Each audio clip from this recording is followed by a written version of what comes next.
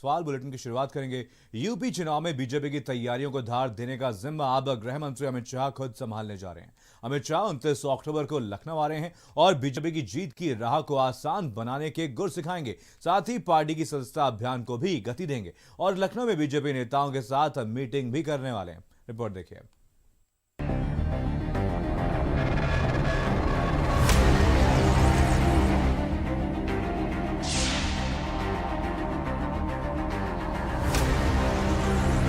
UP विधानसभा चुनाव का संग्राम। यूपी के सियासी रण में अमित शाह। 300 से ज्यादा विधानसभा की सीटें, 4 करोड़ से ज्यादा सदस्य का टारगेट। शाह तैयार करेंगे बीजेपी की जीत की राह।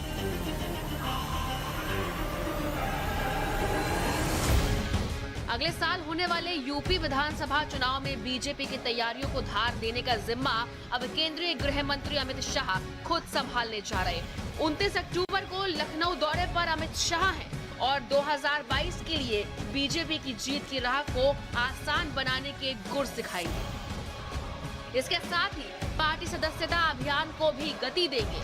इस दौरान वो लखनऊ में बीजेपी मुख्यालय में यूपी बीजेपी के पदाधिकारियों के साथ बैठक कर चुनावी रणनीति भी बनाएंगे और आशियाना में पार्टी पदाधिकारियों की बैठक भी होगी। यूपी में बीजेपी ने 4 करोड़ सदस्य बनाने का टारगेट रखा है। बीजेपी के इस वक्त करीब 2.5 करोड़ सदस्य हैं। बीजेपी को 1 करोड़ 70 लाख नए सदस्य और बनाने हैं। माना यह जा रहा है कि इसके पीछे अमित शाह की ही रणनीति है। दरअसल 2017 के चुनाव में बीजेपी और सहयोगियों को करीब 3 करोड़ 60 लाख वोट मिले थे, जिसके दम पर उन्होंने 325 सीटों पर जीत हासिल की थी।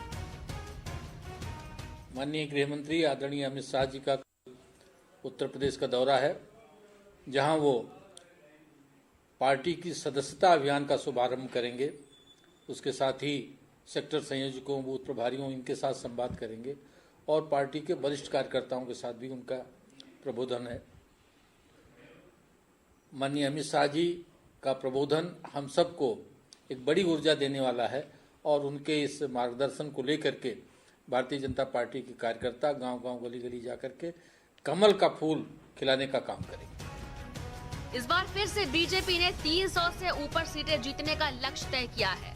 इस वजह से फिर से हर बूथ पर बीजेपी के सदस्यों की संख्या बढ़ाने पर फोकस किया जा रहा है। यूपी में इसकी जिम्मेदारी खुद बीजेपी के प्रदेश संगठन महामंत्री सुनील बंसल संभाल रहे हैं। उनका ये भी टारगेट है कि 18 साल से ऊपर के ज्यादा से ज्यादा युवाओं को भी इससे जोड़ा जाए, क्योंकि यूपी में 18 से 19 साल के 7 करोड़ 42 लाख वोटर हैं।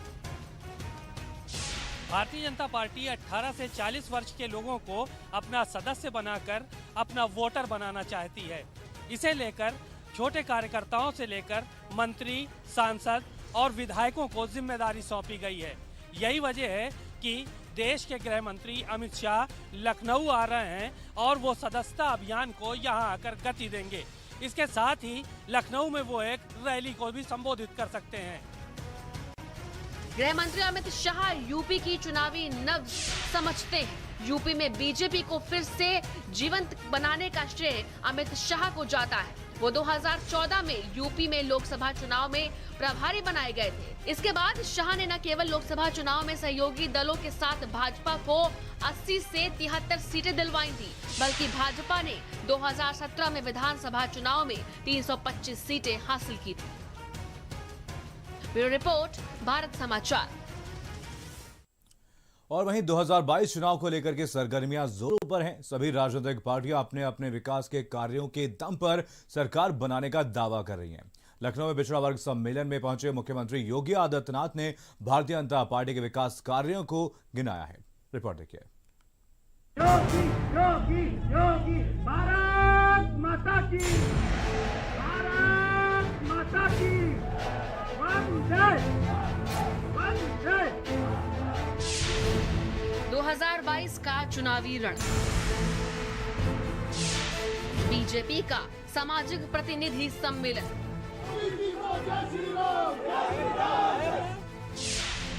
सम्मेलन में हर जाति को जोड़ने की कोशिश। क्या इसी समीकरण से बनेगी सरकार?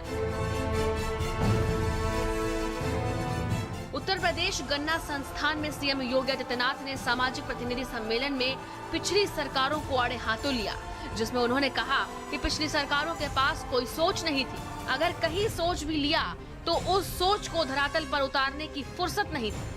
इतना ही नहीं, उन्होंने कहा कि जब प्रदेश का मुख्यमंत्री दोपहर 12 बजे सोकर उठेगा तो कैसे उम्मीद कर सकते हैं कि वो जनता के बारे में सोच पाएगा। पहले सरकारें अपने लिए जीती थी, अपने परिवार के लिए जीती थी। उनको समाज से कोई लेना देना नहीं था, आस्था से कोई लेना देना नहीं था, व्यापारियों से कोई लेना देना नहीं था, गरीबों से कोई लेना देना नहीं था, किसानों से कोई लेना देना नहीं था। आज तो योजनाओं का लाभ समाज के प्रत्येक तबके को उपलब्ध करवाया जा रहा है और हर तबका योजनाओं के साथ जुड़ करके समाज की मुख्य धारा के साथ जुड़ता हुआ दिखाई दे रहा है। उत्तर प्रदेश में 2022 में होने वाले विधानसभा चुनाव को लेकर बेहद गंभीर मुख्यमंत्री योगी आदित्यनाथ भाजपा की हर कमजोर कड़ी को मजबूत करने में लगे हैं। वहीं इसी क्रम में सीएम योगी ने पिछड़ा वर्ग सम्मेलन में हिस्सा लिया, जिसमें वो हर जाति के लोगों को जोड़ने की कोशिश कर रहे हैं। ब्यूरो रिपोर्ट, भारत समाचार। और वहीं यूपी में 2022 के चुनाव से पहले चुनावी पारा गर्म होता जा रहा है। आजमगढ़ में अखिलेश यादव ने एक जनसभा को संबोधित किया, जिसमें अखिलेश यादव ने लैपटॉप बांट करके एक चुनावी बाण को छोड़ा है। रिपोर्ट देखिए।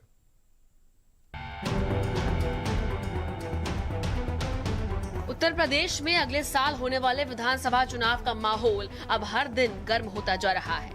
चुनाव से पहले रैलियां, जनसभाएं, वादे और दावों का सिलसिला जारी है और इसी के मद्देनजर अखिलेश यादव ने गुरुवार को आजमगढ़ में एक जनसभा को संबोधित किया, जिसमें सपा प्रमुख अखिलेश यादव ने मेधावी छात्र छात्राओं को लैपटॉप बांटे। जनता को संबोधित करते हुए अखिलेश ने सीएम योगी पर तंज कसते हुए कहा कि भाजपा ने संकल्प पत्र में जो लिखा था वो लैपटॉप देंगे, लेकिन बच्चों को ढूंढने से नहीं मिला। जिस भी नई पीढ़ी के हाथ में मैंने लैपटॉप दिया था वो न जाने कितना खुश हो गया था और मैंने यही कहा ये लैपटॉप हम दे रहे हैं आपको, न केवल ये जानकारी हासिल कर देगा, आपको पढ़ाई में मदद करेगा और अगर कोई बड़ा सपना देखोगे तो उस सपने को पूरा करने के लिए ये लैपटॉप आपकी मदद करने का काम करेगा। भविष्य में हम भरोसा दिलाने के लिए कि जब समाजवादी सरकार आएगी तो मेधावी छात्रों को फिर इसी तरीके से उत्तर प्रदेश के बच्चों को लैपटॉप बांटने का काम समाजवादी लोग करेंगे। 100 से पार हो गया पेट्रोल, ये सरकार इशारा कर रही है आपको, ये सरकार इशारा कर रही है, ये सरकार इशारा कर रही है मोटरसाइकिल की जगह साइकिल चलाओ, न डीजल न पेट्रोल। 24 करोड़ लोगों ने ये तय किया है कि जिनसे आपने झूठा वादा किया था वो झूठे वादे को हटाने वाले लोग एक बार उत्तर प्रदेश से भारतीय जनता पार्टी का सफाया करके रहेंगे। वहीं लैपटॉप पाकर छात्र छात्राएं काफी खुश और संतुष्ट नजर आए। उन्होंने कहा कि योगी सरकार ने लैपटॉप देने का वादा तो किया था लेकिन दिया नहीं। आजमगढ़ के सांसद व पूर्व मुख्यमंत्री अखिलेश यादव ने लैपटॉप वितरण किया है आजमगढ़ के आकर के, और देखो बच्चे लैपटॉप पाके खुश हैं और खुशी का कहीं ना कहीं अभिवादन कर रहे हैं अखिलेश यादव का। हम उनसे बात करने का प्रयास करते हैं। ये लैपटॉप हमें अखिलेश सर ने दिया है, ये पाकर हमें बहुत खुशी हुई। मुझे उम्मीद थी कि इसे पाकर सभी लोग जैसे अपनी पढ़ाई कर सके। लॉकडाउन में बहुत से लोगों ने पढ़ाई पीछे छोड़ दी है। सर जैसे कि हमारी गवर्नमेंट ने बोला तो था कि देने के लिए, बट दिया नहीं। और अखिलेश सर जो है पिछली बार भी बोले तो उन्होंने दिया, आपकी बार भी उन्होंने दिया। जो गरीब लोग हैं, मतलब अगर वो टॉप करते, पढ़ने में अच्छे होते हैं तो उनके पास इतनी इनकम तो होती नहीं कि जाके फ़ोन लैपटॉप वगैरह ले लें, तो सबसे बेस्ट सपोर्ट उनको मिलेगा क्योंकि वो अपने काम कर सकेंगे। माननीय पूर्व मुख्यमंत्री श्री अखिलेश यादव जी ने। और क्या उम्मीदें थी, किससे उम्मीदें थी आपको? सर उम्मीद तो इन्हीं से थी, क्योंकि इन्होंने उसी दिन घोषणा किया था कि मैं अपने संसदीय क्षेत्र आजमगढ़ में लैपटॉप वितरण करूंगा, तो उम्मीद तो इन्हीं से थी। और जो इस टाइम जो सरकार है उन्होंने बोला तो था कि हाँ मेधावी छात्रों को मैं प्रोत्साहन दूंगा, लेकिन उतना उन्होंने ध्यान नहीं दिया हम लोग पे। इन्होंने ध्यान दिया, इसके लिए इनका कोटि कोटि आभार व्यक्त करना चाहती हूं। सर ये हमारे लिए बहुत ग्रेट अपॉर्चुनिटी है कि हमें ये प्रोत्साहन मिला है, और ये हमारे आने वाली पीढ़ी के लिए भी एक बहुत बड़ा प्रोत्साहन है, जिससे और इससे पहले जो टाइम चल रहा था इससे बहुत से लोग थे जिन्होंने अपनी पढ़ाई इसकी वजह से कंप्लीट नहीं कर पाई या उनका मार्क्स अच्छा नहीं आया, ऐसी सिचुएशन थी उनके लिए। बट ये बहुत हमारे लिए ग्रेट अपॉर्चुनिटी है। 2022 का चुनाव बेहद नजदीक है और इस समय वोटरों को अपने पाले में करने की फिराक में हर राजनीतिक दल बैठा है। लुभावने वादे हो या फ्री की राजनीति, हर कोई बस 2022 में सत्ता का ताज पाना चाहता है।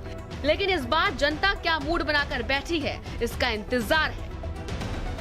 ब्यूरो रिपोर्ट, भारत समाचार।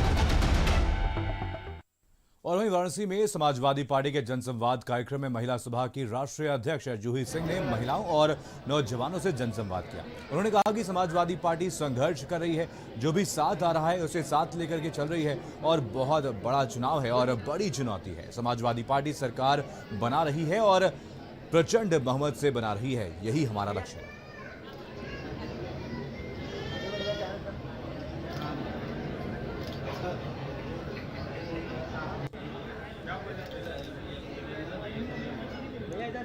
इधर देखिए।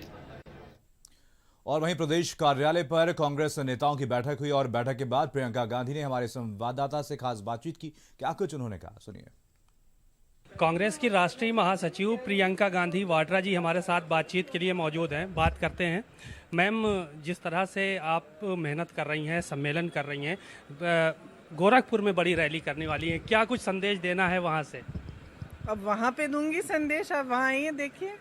ये कहा जा रहा है कि प्रियंका गांधी चुनाव के वक्त जो है वो यहाँ पर आई हैं, बाकी समय वो जो है वो अपने घरों पे रही, आराम मुझे बताइए आप कब से देख रहे हैं मुझे? लंबा समय हो गया लंबा समय। कब से देख रहे हैं? 2 सालों से तो लगातार देख रहे हैं। जो भी इशू उठाई है यहाँ यूपी में किसने उठाई है? हम ही ने उठाई है, कांग्रेस पार्टी ने उठाई है। तो चुनाव के समय जागने वाले दूसरे पर इल्जाम लगा रहे हैं ऐसा। 5 सालों से सरकार में रहे हैं, किसानों के लिए क्या किया है, महिलाओं के लिए क्या किया है, गरीबों के लिए क्या किया है? आज सारे घोषणा कर रहे हैं। क्यों आज घोषणा क्यों कर रहे हैं? चुनाव से पहले यही घोषणाएं 5 साल पहले जब सरकार में आए तब क्यों नहीं की? ये बातें क्यों नहीं करके दिखाई? तो ये तो कहेंगे स्वाभाविक है।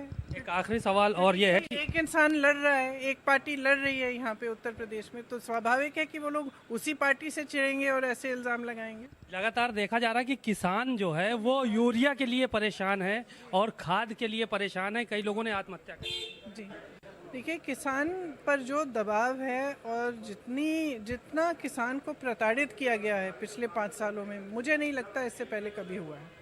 चाहे खाद हो, यूरिया हो, चाहे महंगाई हो, डीजल के लिए जो उनको पैसे देने पड़ते हैं, जो बिजली के बिल आते हैं, तमाम किसान कह रहे हैं, जहाँ जहाँ मैं जाती हूँ कहते हैं कि हमें बिजली तो हम इस्तेमाल कर नहीं रहे हैं, बिजली के बिल भर रहे हैं हम।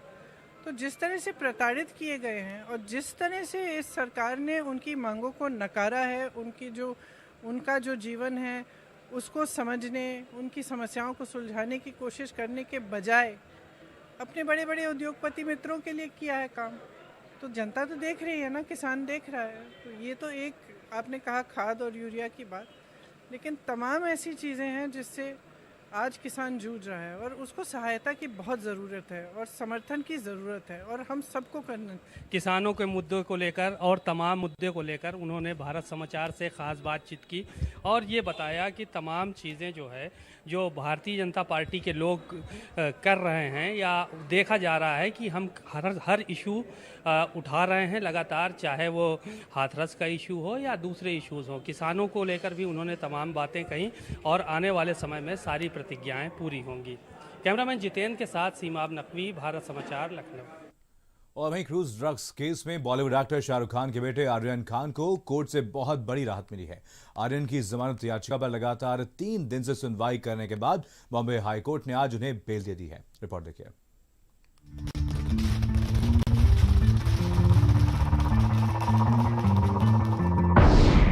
आर्यन खान को मिली जमानत, शर्तों के साथ आर्यन को मिली बेल।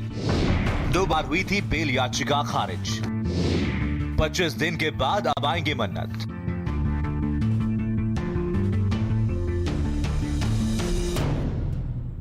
आर्यन खान समेत अरबाज मर्चेंट, मुनमुन धमेचा को भी कोर्ट ने बेल दे दी है, लेकिन आज की रात इन लोगों को जेल में बिताना पड़ेगा, क्योंकि जब तक कोर्ट की कॉपी नहीं आ जाती तब तक आर्यन, अरबाज और मुनमुन का जेल से निकलना संभव नहीं है। वहीं अनुमान लगाया जा रहा है कि शुक्रवार या फिर शनिवार को तीनों जेल से रिहा हो पाएंगे।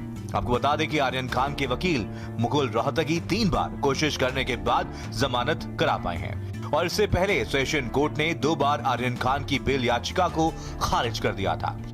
आज हाई कोर्ट ने दोनों साइड की दलीलें सुन के 3 अक्यूज को बेल ग्रांट करा है।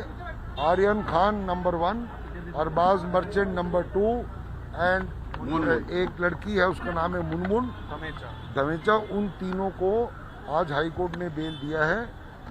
पक्का डिटेल्ड ऑर्डर कल मिलेगा और मुझे उम्मीद है कि ये तीनों अक्यूज जो हैं ये कल या शनिचर तक बाहर आ जाए। आज आर्यन खान समेत 3 लोगों को जमानत सम्माननीय हाईकोर्ट ने दी है। इससे पहले कल ही 2 लोगों को एनडीपीएस के स्पेशल कोर्ट ने जमानत दी थी। जिस तरह का फर्जी मामला बनाया गया, पहले ही एस्प्लेनेड कोर्ट में उनकी जमानत हो सकती थी। दरअसल आर्यन खान ने ड्रग्स केस में फंसने के बाद कई फैमिली सेलिब्रेशंस को मिस किया था। आर्यन खान के जेल में होने की वजह से मन्नत में गौरी खान का बर्थडे, शाहरुख खान गौरी की मैरिज एनिवर्सरी सेलिब्रेट नहीं की गई। लेकिन अब खुशी की बात यह है कि पिता शाहरुख खान का बर्थडे 2 नवंबर को है और इस मौके पर आर्यन अपने परिवार के साथ रहेंगे और वो दिवाली का जश्न भी मना पाएंगे। आज तो बहुत खुश है। दिस इज लाइक दिवाली आज हमारी हो गई है और इन बच्चों की भी, बिकॉज मैं अभी 2 दिन पहले अरबाज से मिलके भी आई थी जेल में and he was so stressed. मतलब वो वेट कर रहा था कि उसका बेल कब सुनेंगे, कब ऑर्डर आएगा वगैरह, and we all were hoping कि दिवाली के पहले होपफुली आ जाएगा एंड आज फाइनली बेल आ गया है। 1 महीने का long battle is over. Drugs case में आर्यन खान को जमानत मिल गई है। जैसे ही बॉम्बे हाई कोर्ट ने आर्यन खान की जमानत पर फैसला सुनाया, वैसे ही उनके घर मन्नत और फैंस में खुशी की लहर दौड़ गई। वहीं कोर्ट के फैसले के बाद आर माधवन ने ट्वीट कर लिखा कि शुक्र है भगवान का, एक पिता होने के नाते मैं राहत महसूस कर रहा हूं। उम्मीद है सारी चीजें अच्छी और पॉजिटिव हों। ब्यूरो रिपोर्ट, भारत समाचार।